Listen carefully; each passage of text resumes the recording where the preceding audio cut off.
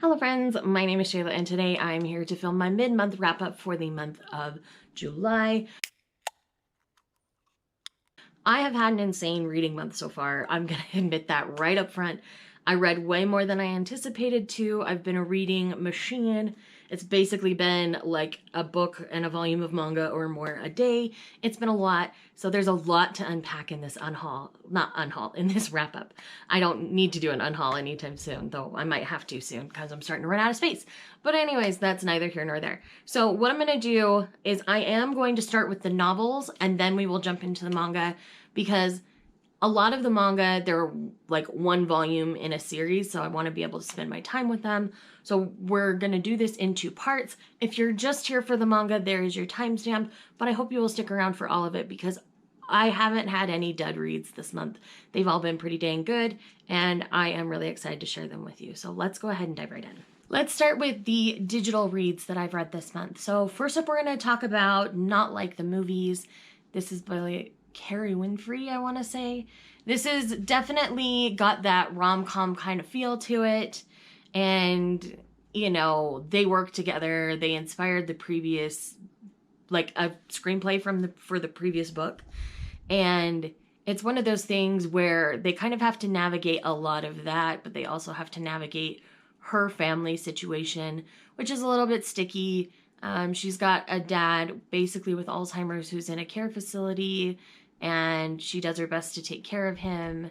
And she's got kind of a deadbeat brother-ish that moves home who kind of just left her to deal with it all. And there's a lot of moving components in the story, but overall, it was pretty good. I enjoyed it. It wasn't perfect. I gave it 3.5 stars. I don't know if I would pick up a Carrie Winfrey again, though. Their writing style was not particularly my favorite, though this one was enjoyable enough. I just don't know that I care enough about any of these characters to like read the previous novel or read any future novel she would write in this world. So there were some choices made that I didn't necessarily love. They weren't necessarily bad choices. They just weren't my cup of tea. So I had no interest in the first one after hearing a few reviews, but the concept of this one piqued my interest, and it was just kind of middle of the road. Not bad, not great.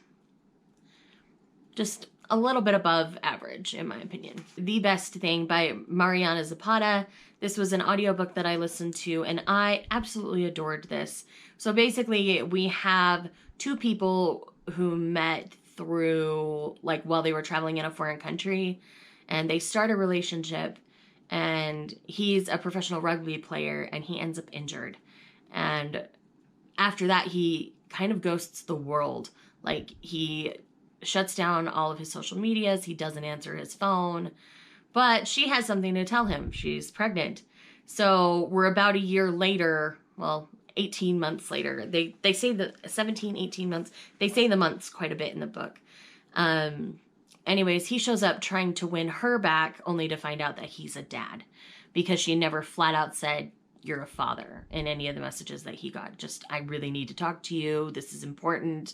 Don't be a dick," kind of a thing.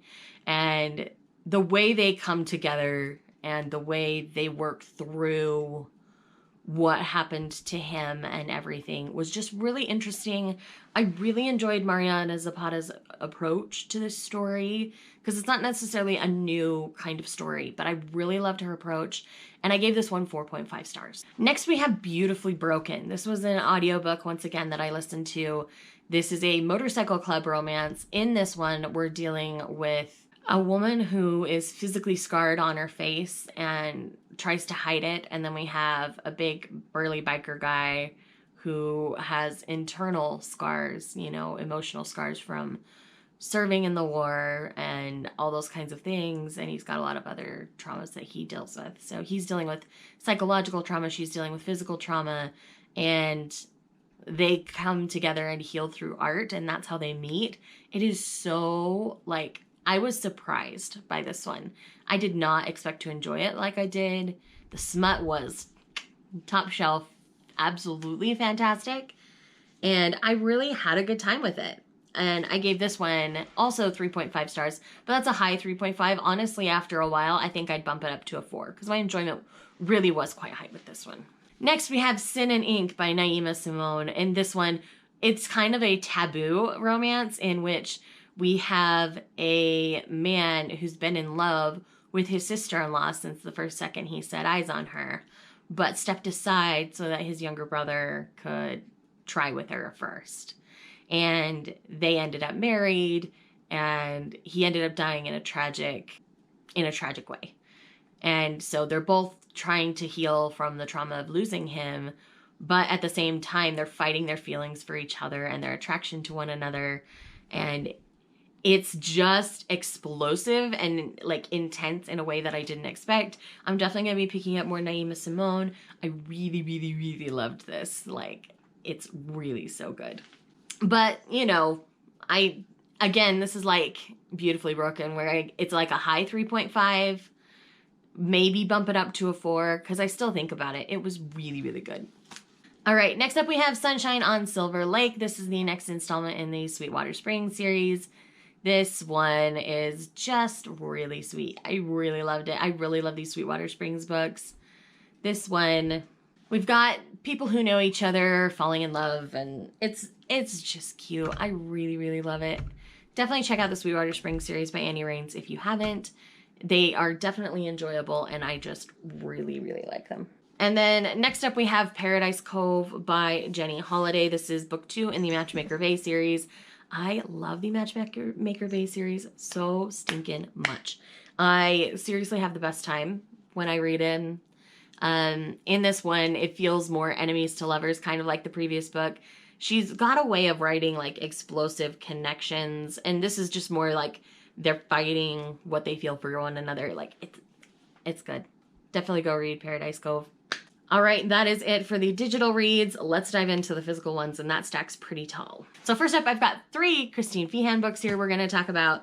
The first one being Leopard's Blood. This one is within the Leopard series that she writes, and we have 2 people who meet while she's in heat. Her leopard's in heat, and so her leopards come to the surface, and so their leopards bond with one another, and the humans don't know each other at all. So it's kind of like a marriage of convenience in a way. It's a weird, like, leopard animalistic play on a marriage of convenience. And so he's committed to her. She's the one fighting everything. Like, no, we shouldn't be doing this. I don't know you. And is constantly challenging him on that. And it's so good. Like, all of these volumes are very high stakes. Installments in this series are very high stakes feeling, and I really just enjoy the feel of them. And the smut's always good. Next, we have the next one of the books in the Carpathian series. This is Dark Carousel. This is Timur's book, and it's Timur and Charlotte, I believe. Yes. Oh, Tarek, not Timur. Tarek and Charlotte. There is a Timur in that series, but Tarek and Charlotte. And it does center around carousel horses. She restores carousel horses, and he has this affinity to collect them.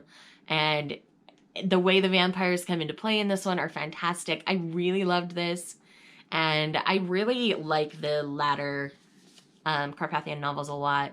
I think they're better written, and I just enjoy it a lot.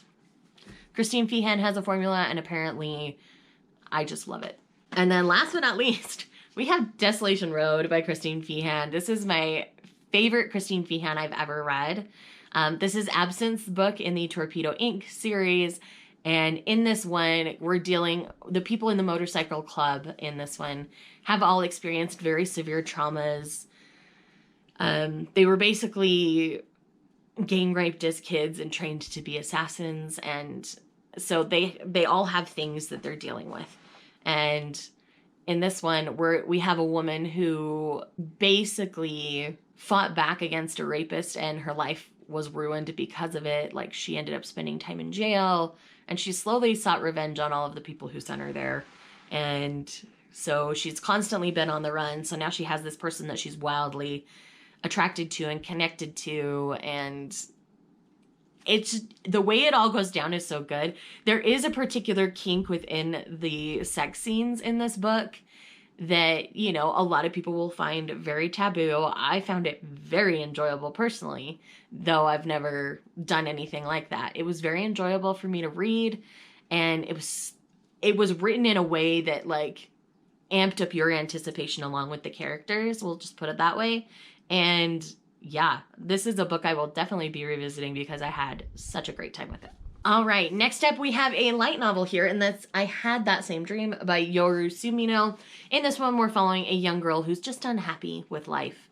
And so she has a couple of friends, and she is on this, at school, they're asked to describe what happiness is. And so she goes on this journey to basically help them, like, to find out what happiness means to her. And that's kind of what the whole story is about. It is centered around dreams and such. I don't want to spoil how that plays out, obviously. But yes, it is really good. Solid 4 stars. Highly enjoyed it. Definitely recommend. Next, we have Fumbled by Alexa Martin. This is a football-centered romance. In this one, we're following TK, who we meet in the previous novel, and a woman named Poppy. Poppy and TK knew each other in high school. Poppy ended up pregnant. No one believed she was pregnant, and she was basically turned away. TK and Poppy run into each other years later. He's a pro football player, and now he finds out that, you know, he finds Poppy, he wants to be with Poppy, and then he finds out that she's pregnant. Not that she's pregnant, that she had his child, and his name is the nickname she had for him, and looks exactly like him, and he finds out it's his kid, and it's about them figuring out their relationship in all of that and the fallout that may happen because of that. It's so good. And we do get to see characters from the previous novel as well. It's so well played out. It's so good. I really like how all of this is tying together, and I'm really excited to keep reading in the series. I know the next one follows a female character that I'm not the biggest fan of after book 1, but I've heard most people still enjoyed the novel, so I do plan on picking that one up. I believe that one's called Blitzed. But this one has been my favorite so far in this series. It has that single parent romance thing going for it, which I really love, and I ended up giving this one 4.5 stars. The next 3 novels here are books that I read for Koreadathon. I did not formally participate, but I had a couple of books by Korean authors that I really wanted to read. So I'm going to go ahead and dive into those real quick. So first up, we have Frankly in Love by David Yoon. Sadly, I did not enjoy this one very much. I ended up giving this one 3 stars. I felt like the execution in this one, we're basically following 2 Korean teenagers who end up liking people who aren't Korean. And so they fake date each other so that they can continue to date their other person. And just the way a lot of this played out it felt very cliche in a way. It's not necessarily like bad or wrong. And they really could have had a great discussion about race and the prejudices that certain races feel towards any other race. And it could have been a really great discussion for that. But I felt like they just mentioned it. They didn't really deep dive it. And I was hoping they would deep dive it. So it let me down a little bit. 3 stars. Not bad. Not my personal cup of tea. This may leave my shelf. I don't know. I have the really pretty Barnes & Noble edition. I'm going to sit on it a little bit longer and decide from there. Next up, we have one of my favorite reads of the entire year, and that is I'll Be the One by Lila Lee. This book is just so happy and fluffy and cute, and I absolutely adored it. This is about a plus-size Korean teenager going out for an America's Got Talent style, but K-pop style. So it's centered around reality TV, and a lot of people make snap judgments about her because of her size. But she goes out there, she gets accepted for the dance portion and the singing portion. But the way everything plays out is really interesting. And there is a sweet boy in here named Henry Cho. And Henry Cho is basically a celebrity already, but he goes out for the show anyway, and they end up partnering up various times throughout the book. We love Henry Cho. We stan Henry Cho. Everybody deserves a Henry Cho. But anyways, this was really sweet. I really loved this. I will definitely be rereading this. I won't shut up about this book, so fair warning, guys, because you're going to see a lot of it. Thankfully, it's a pretty cover. And then last but not least, for the Koreadathon reads, I did make it through Anna Kay. The audiobook did help me a lot. I felt like I was almost drowning in the writing but the audiobook kind of helped that a lot for me. We do deal with a lot of spoiled teenagers making stupid decisions within this book, and that was probably one of my biggest struggles with it. I settled on a 3.5 star on this one. I do think I'll continue on to the next book because I do think the direction towards the end is something I can definitely get behind. I liked it. I didn't love it like I wanted to, though. I really wanted a little bit more from this. But I felt like it spent too much time with the drug partying side of the story, where we didn't need quite as much of that to still tell the same kind of a story. So yeah, like, it's definitely over-the-top dramatics with rich kids. So if that's not your thing, steer clear of this one. But yeah, I did end up enjoying it. Great cast of characters, and you know, I do think I'll continue on. Next up, we have the book that I reread for the month, which I will give more details in later in the month for my reread roundup once I reread the manga series that I'm doing this month. And that is Crown of Feathers by Nikki Pao Preto. I caught on to a few things more easily in this second read. I am in the middle of its sequel, Heart of Flames, right now. And there are things that happen within this that are definitely playing big parts in the second book. So I would recommend, if you haven't read them, read them together. I think it's a more pleasant reading experience. And again, you will get more thoughts towards the end of the month. And then last but not least for the books, we have The Heir Affair by Heather Cox and Jessica Morgan. In this one, we're following the fallout of the royal we. There's a big kind of plot point towards the end that happens there, and we're dealing with the repercussions of that and whether Nick and Bex can work through everything that they've gone through. And the way it all plays out was really nice. I ended up giving this one 4 stars. It is, once again, dramatic, but not quite as over the top as the first novel. I did enjoy it. Thank you to my friends at Grand Central for sending me this beautiful hardback copy of this. I've really enjoyed the series. I think it is just a duology. It feels very closed here at the end of this one. So I do think it's finished now. And I do recommend reading this series if you like royal romances and you like political, you like a messy romance. This is your thing. It's a royal messy romance. That's the easiest way for me to describe the series.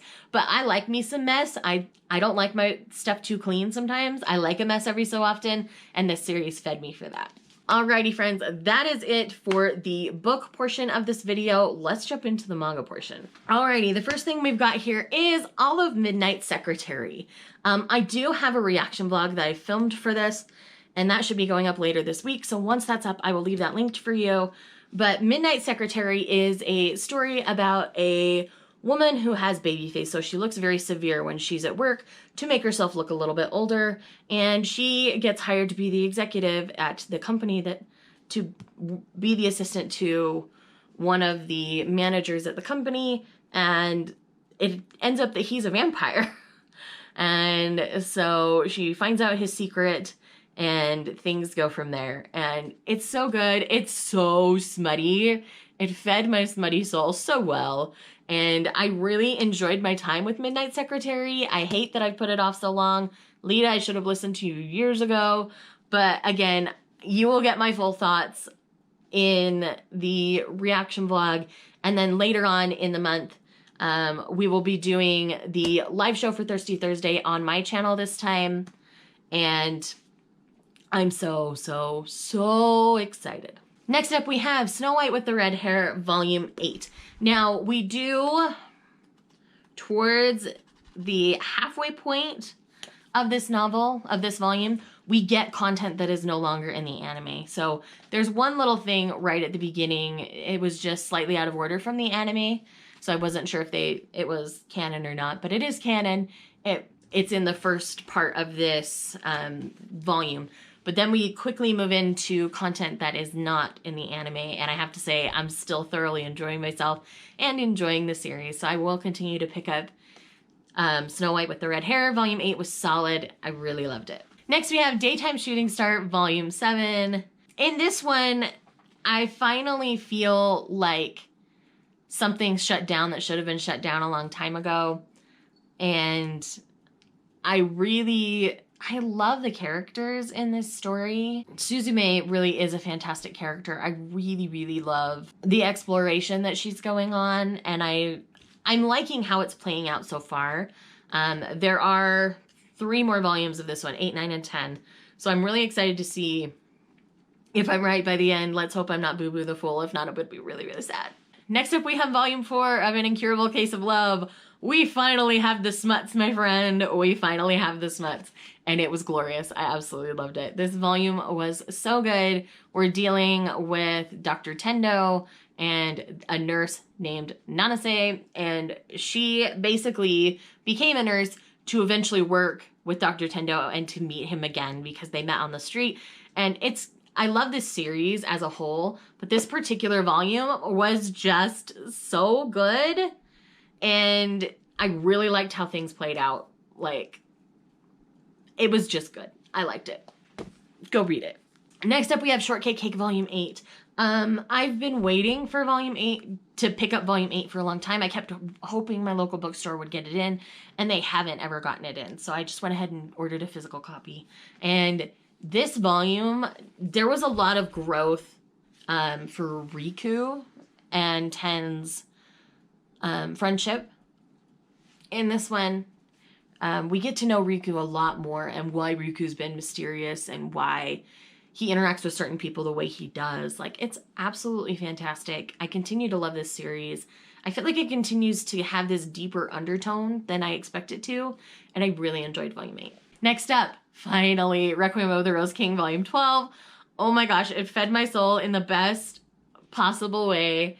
These are so ruthless and gritty and so politically charged. Like, they're so good. Oh my goodness. I really love Richard. Richard's a fantastic character. I love what they're doing with Richard's character and the vengeance, in a way, that Richard is getting through the whole process here. It's so well written. It's so good. Y'all, I feel like this one gets better with every volume. So if you've given up on Requiem of the Rose King, please try again and read the volume after that and see how you feel. Again, these are kind of messy, like some of the books that I love, but I love them so very much. So very much. And this one, we finally have a certain character that was alluded at coming back into the picture. They finally came back into the picture in this volume, and oh my heart, I don't know what I'm gonna do. Holy crap. Next we have Takane and Hana, volume 15. Now, this one was a very solid volume, and we get to know Takane's family a whole lot more in this volume. Again, the shenanigans are really fun. We spend some time at an amusement park and getting to know people. Guys, I like the series. I would not necessarily enjoy it as much, I think, if I weren't a grown adult and could separate fiction from fantasy.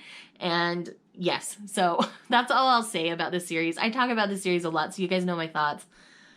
But yes, I loved this volume a whole lot. Next we have Love Me, Love Me Not, Volume 3. This series, this volume, guys, like, the end of this volume, I was screaming. And if y'all have read it, you know what I'm talking about. I did not want that to happen. But in some ways, it had to happen. Because otherwise, certain characters would always question certain things. And so I'm screaming right now, but my heart knows that things will get better in the next volume. So I really want volume 4 like yesterday, but yes. So Love Me, Love Me Not. It's gonna be a ride, guys. It's gonna be a ride. And then, of course, we have volume 39 of Haikyuu. I love Haikyuu so much. I'm crying thinking about the end in just a few days, and my eyes are watery. We've got a certain important character here on the back. If you're this far into the series, you know who this is. And yes, this particular volume was really good. We're in the middle of a really high stakes match, and yes, it's good. Y'all, this series. Okay, 4 more. I know this video is forever long. Next we have Love on the Other Side, a Nagabe short story collection. Now, this one was probably the only dud in my manga stack this month. So far this month. This one, some of the stories made me incredibly uncomfortable just because of the ages of certain characters, not necessarily the story they were telling. But yeah, so I ended up giving this one 3 stars.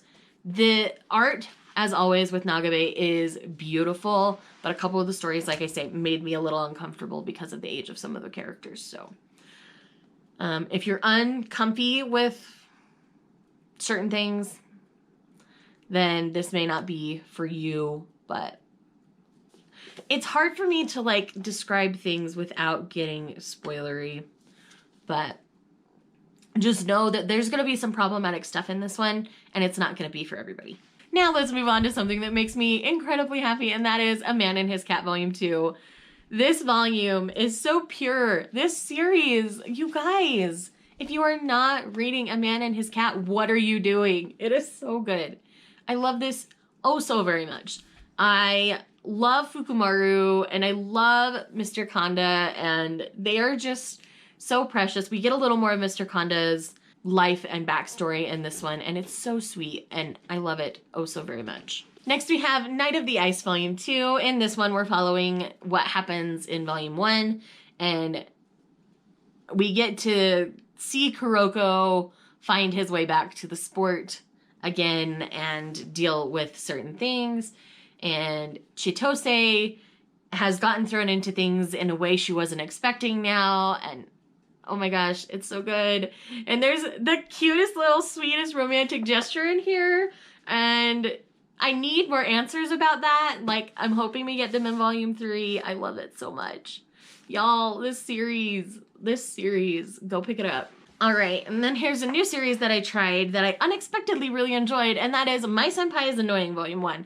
In this one, it's a workplace-style rom-com romance, and it's for coma, so it's got some color in it.